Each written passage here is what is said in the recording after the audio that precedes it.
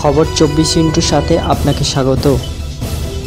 নতুন নতুন খবর জানার জন্য আমাদের চ্যানেলে চোখ রাখুন। নমস্কার, খবর 24/7 আপনাদের স্বাগত।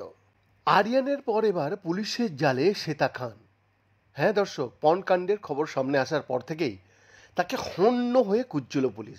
মা ও ছেলে বিদেশে পালিয়ে গিয়েছে বলেও সন্দেহ বেড়েছিল পুলিশের কাছে।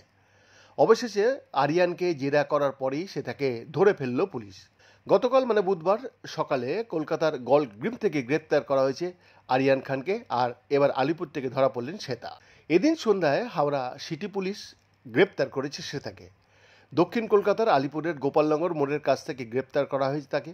পুলিশ সূত্রে খবর, ছেলে আরিয়ানকে জিজ্ঞাসাবাদ করেই শ্বেতা খান ওরফে ফুলটুসির তথ্য পায় পুলিশ।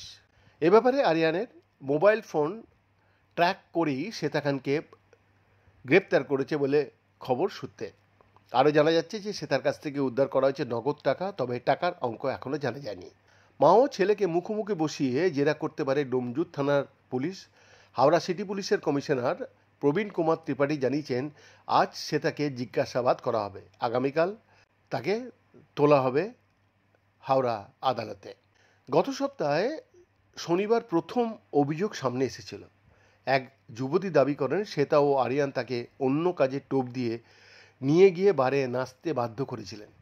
রাজি না হয় তার উপর অত্যাচার চলে বলেও অভিযোগ। আর সেই অভিযোগের সূত্র ধরেই সামনে আসে শ্বেতা আরিয়ানের পর্ন ছবির কারবার।